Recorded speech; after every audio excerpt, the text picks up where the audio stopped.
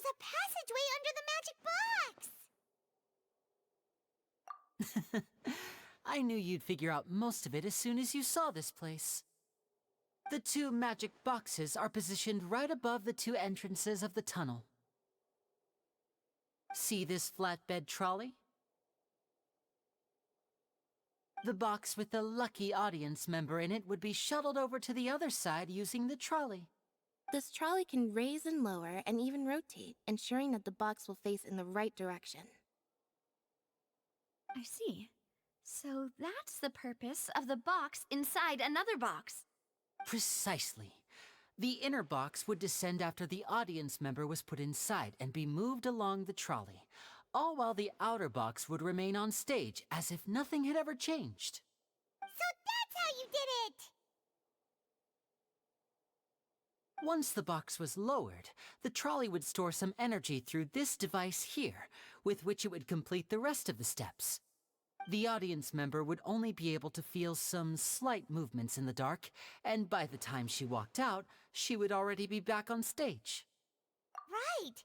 You were talking that whole time, and you even came out for a moment near the end! Ah, yes. A phonograph operated by Lynette was used to achieve that effect. My assistant and I had already scripted our conversation beforehand. When the countdown began, I had already gone to the opposite box via a tunnel using that ladder. And what about Lynette? Where was she? I was in the mezzanine space in the back of the box. Oh, interesting! That's how we were able to coordinate Linny's lines with the assistant. And, by the way, I was the one who walked out of the box at the end. I mean, we are twins. All it takes is a change of clothes and no one can tell who's who. And that's my favorite part of this trick. Only Lynette and I can perform it. So that's how it all worked! Wow! Every detail you revealed was more amazing than the last! Lynette would briefly walk out of the box and then go back in, jumping into the tunnel and escaping before the box on the trolley could finish ascending. And then I walk out of the other box in the audience area, and the trick would be complete. The operative word here being would. But as you saw, Cal was in the box, not our audience member. She, on the other hand, mysteriously vanished. We really don't know how that happened. If not for that interlude, this would have been an astonishing trick. I probably never would have figured out how you pulled it off. And yet, to think that someone was able to use this magic trick to commit a crime. Could we have a look around? I think we can come up with some more leads. This is the scene of the crime, so Linny and Lynette are not permitted to stay here. I'll escort them back up. Yes, of course. No need to be so strict now. I won't disappear into thin air, you know. Thanks, everyone. We're counting on you.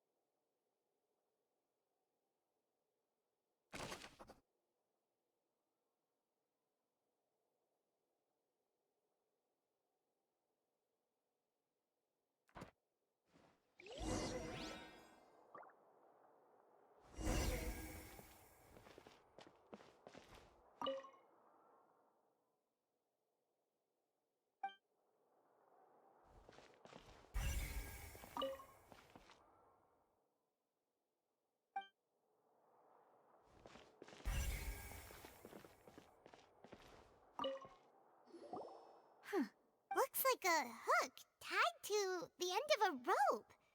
Huh? There's all kinds of odds and ends here. Perhaps it was a prop for a different trick. But why would it have been left here? Whatever it is, let's make a note of it first.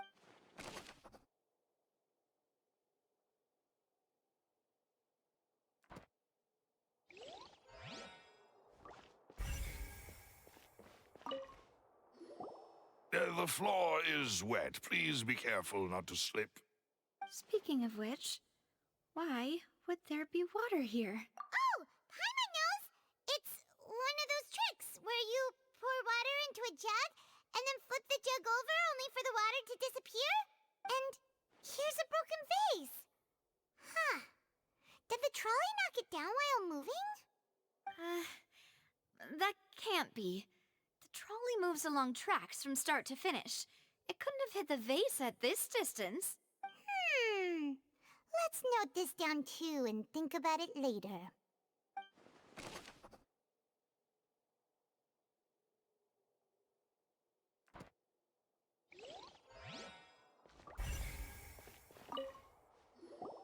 Oh, these are the clothes that the lady chosen from the audience was wearing, right? Her clothes are here, but she's nowhere to be found. Right. And do you really need to do that if you're kidnapping them? Ugh, this is so confusing. Paimon doesn't want to be a detective anymore.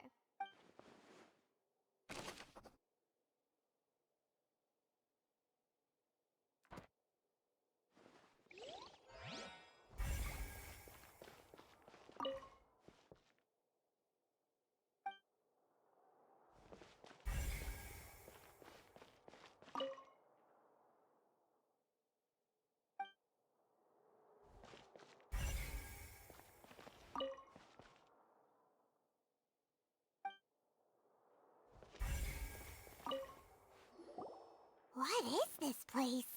It seems someone could fit through here. Could this have been the suspect's escape route? Alone, perhaps. But if they had to pull another person with them, the space would be too narrow. But there are no other ways in or out of here.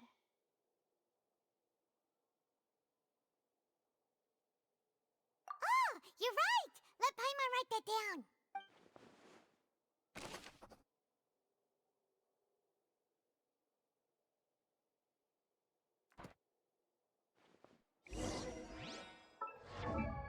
Seems we're just about done investigating down here.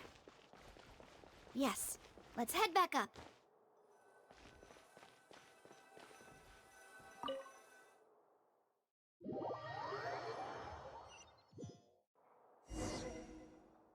Well, we've ascertained the state of the crime scene. Let's find a place to sort out our findings once Malus returns. It seems to me that there are several things that don't add up here. Apologies for the wait, demoiselle. So, what did the guards say? Did the criminal escape through the vent? They believe the odds of that are very low, since the vent leads to the Opera House's basement. The guards have checked the area carefully. No one left through the basement during the performance or after the incident, and no one was found hiding there. So the tunnels become like a secret chamber then. You know, like the kind you usually see in novels. The plot thickens. Halsey's disappearance and Cowell's death are both quite inexplicable. No wonder Farina was so confident in her accusation. All the current evidence points toward Linny and Lynette. In other words, the charges are very likely to be upheld unless we make some considerable progress. Charges and then trial. So if the charges are upheld, they'll announce a sentence? That's right. This is how a trial goes in the Opera House. During the proceedings, the Chief Justice and the Oratrice will hear statements from both sides. That's right. This is how indemnitium is produced. The statements from both sides, the defenses from attorneys, witness testimonies, and even the audience's emotions will all be projected on the Oratrice. To put it simply, it's as if the Oratrice has its own will, and is a judge in its own right. This also precludes any kind of favoritism on the part of the Chief Justice. Not that this has ever happened anyway. Once both sides have finished speaking, the Chief Justice will make his final decision. This, too, will be used by the Oratrice as a reference. Then, finally, the Oratrice will be consulted by officials. The result it returns is the will of justice itself. Huh? So that machine is the one that actually decides? Paimon thought Neverlet called the shots. In practice, there is very little difference. Both have always come to the same judgment, which is why people have great faith in the Chief Justice. Yes, the guards also asked me to convey that none of us will be allowed to leave this place before the trial. Huh? Why? Because we've chosen to act as the twins' proxies. That makes us persons related to the case. They're concerned that we might be colluding with outside parties, or that we might find outside help to disrupt the case. And even if that were not so, it could prove problematic if we happen to spread key information about the case ahead of time. I'm ready to break out at any time. Whoa! There's no need for that! Paimon thinks they have a point. That said, are they providing food?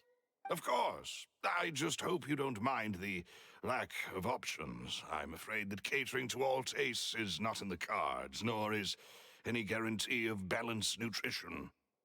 In that case, let's just sort out our findings together here. Pity. I was hoping to take you to try some of Fontaine's famous desserts, too. I mean, what better way to properly think through our findings than over some tea and sweets? Huh. Breaking out suddenly doesn't seem like such a bad idea after all. Just kidding! Just kidding! Paimon will still do her best, even if there are no snacks. What do you mean, no snacks? Of course we'll have snacks. If we cannot buy some, then we'll simply make some. Huh? Here? But how? Understood, demoiselle. Everyone, please come with me.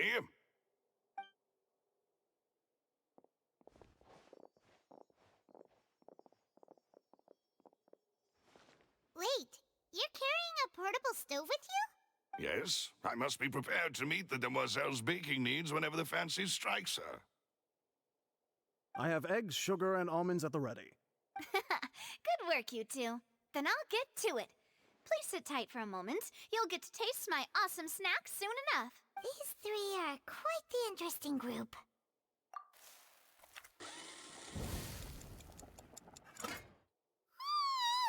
And Paimon thought it smelled good while it was still in the oven.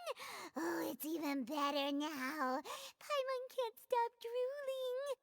From the way you had these two guys carrying all that stuff around, Paimon thought you'd have them do more during the baking process.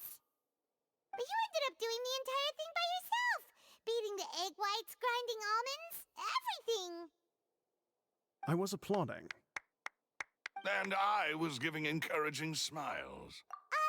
Paimon was just thinking, aren't you worried about getting your fancy dress dirty beating egg whites and baking like this? Well, I don't think it's carved in stone anywhere that fancy ladies can only read books, sip tea, ride horses, and play the piano. I just really enjoy making snacks. Don't underestimate beating egg whites, by the way. It's a real arm workout. You also need to beat them to just the right consistency, or your macarons will crack. Anyway, give these a try, fresh out of the oven. There's 3 for each of us. Only 3? Well, eating too many sweet treats might send all that sugar to your head. You wouldn't be able to think clearly about the case on a sugar rush, would you? Tea is ready to be served as well.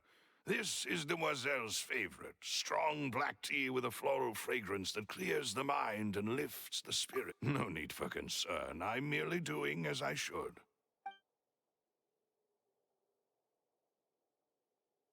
All right, then. Down to business. As Paimon mentioned previously, the tunnel seems to be something of a secret chamber. However, we can assume that Linny and Lynette were not alone within it. Some criminal also occupied its sealed confines. The magician twins could have committed the crimes, of course, but they lack any logical motive. Exactly! Why would they do such a thing right when everyone was watching? The flower vase and the thud we heard during the performance could indicate some altercation between Halsey and the criminal in the tunnel, resulting in the shattering of the vase, the discarding of her clothes, and her abduction. Perhaps the criminal thought that since she was chosen from the crowd, she would be too easy to identify if she was still wearing the same clothes. Paimon thinks that makes sense, but the real trouble is... True. None of the clues we found thus far support the existence of this third person. But the only people left to consider are both technically victims, whether it's the missing girl, Halsey, or poor Cowl. Huh. Could Halsey have secretly made modifications to the magic props in order to murder Cowell before making her escape? That's right. And even if she had tampered with the setup, she would need to understand the entire trick to pull it off. Nor does she have any motive. The guard said that she has never had any dealings with the Magic Troop's members. Were we not thorough enough in our search? From the sound of things, this is turning into an impossible case. Your macarons are amazing, though, Navia. They smell great. They're nice and crisp and super sweet. They are my specialty, after all. And I see you've already had 5 of them. What? 5? Oh, that can't be right. Paimon only counted 3, honest. Please don't worry about it. At my age, a few less sweets might actually be a good thing. No. Being greedy is one thing, but Paimon knows how to count. Besides, Paimon knows that if she ate too many, then others wouldn't have enough. Wait, even you don't believe Paimon? How could you? If Paimon ate those 2 extra macarons, then may they turn into stone in her stomach! All right, we get it. Well, I suppose one of us might have gotten too engrossed in our chat and eaten them by mistake. No big deal. Malus, set up the stove again if you would. Huh? What are you doing? Making sure everyone gets 3 macarons, of course. Exactly. We don't want to trouble you. As you wish, demoiselle. And I have the egg, sugar, and almonds. Well, this really is your hobby, huh?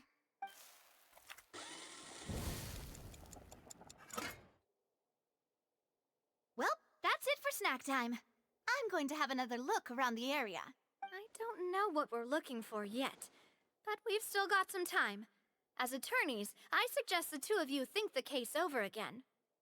It would be awkward if you got all tongue-tied on stage during the trial. All right, thanks for your help, and for the snacks. It was nothing. A small task for the Spina di Rosula. Silver, Malus, it's time to go. I'll be back if I find anything new.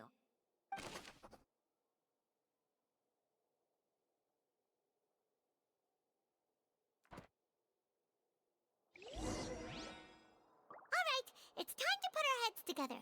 We've got to get our defense ready for the trial. Oh, it's probably gonna be a long and difficult case. There's no point in worrying about that now. We just need to prepare.